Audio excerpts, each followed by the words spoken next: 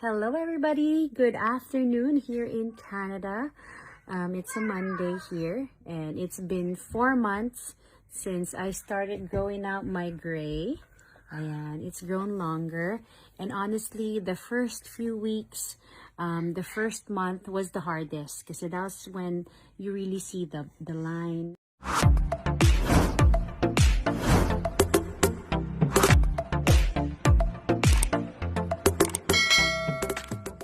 Former beauty queen at aktres na si Lara Kigaman kontento at masaya na sa kanyang simpleng pamumuhay ngayon sa Canada kasama ang kanyang buong pamilya. Isang simple pero masayang ang pamumuhay ngayon ang meron si Lara Kigaman sa Canada kasama ang kanyang asawang si Marco Alcaraz at ang kanilang 3 anak. Matapos ang kanyang career bilang beauty queen at aktres, mas pinili nga ni Lara na magsimula ng bagong buhay sa Canada kung saan ay doon niya din tinupad ang matagal na niyang pangarap na maging teacher matapos niyang mag-aral ng early childhood education. Sa ngayon ay isa na siyang preschool teacher kung saan ay masaya niyang ibinabahagi ang kanyang mga karanasan sa pagtuturo ng mga bata.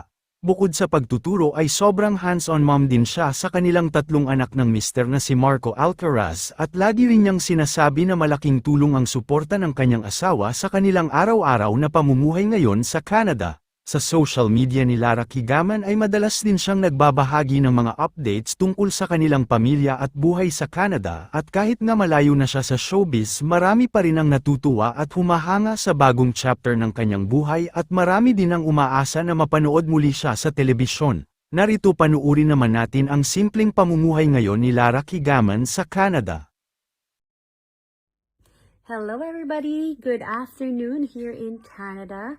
It's a Monday here and it's been 4 months since I started growing out my gray.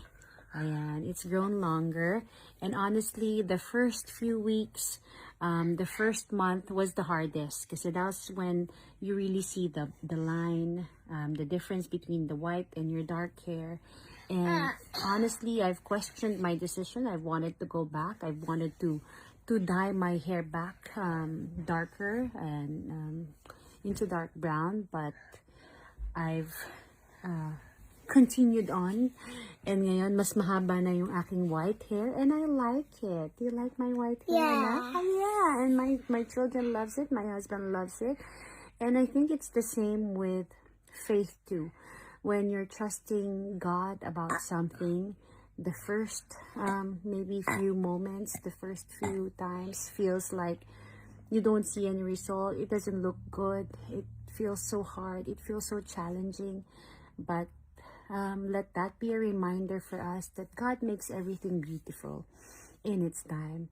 And we just need to trust God that even though we don't see anything yet, or maybe what we see is not good, let us trust that He is working in us and through us. So keep trusting, keep believing that everything's gonna be beautiful in its proper time. God bless you everybody. Have a great week ahead. Yeah, Mama? Yeah. Yeah. Good morning everybody. It's Monday. I'm on my way to work. Ang taas ng energy, diba? And it's good because God gave us another week. It's another reason to be grateful, to feel blessed. And the truth is, it's scary too kasi hindi naman natin alam what's gonna happen this week. And many times we don't understand why things are happening. Paano yan? Kulang yung pambayad ko sa ganito. Paano yan? Rent is coming up. Paano yan? May sakit yung nanay ko or yung daday ko. But you know what? God knows everything. He knows what you need even before you even ask Him. And we just need to trust in Him and depend on Him and really, really, really understand that He is there for us. And sabi nga diba sa Bible, He even knows the number of kung ilan yung hibla ng buhok natin. He knows everything about us more than we even know about ourselves. So trust in Him because He's got you, my friend. I pray that you will have peace and joy this week, no matter what it brings, because God is with you. God bless you.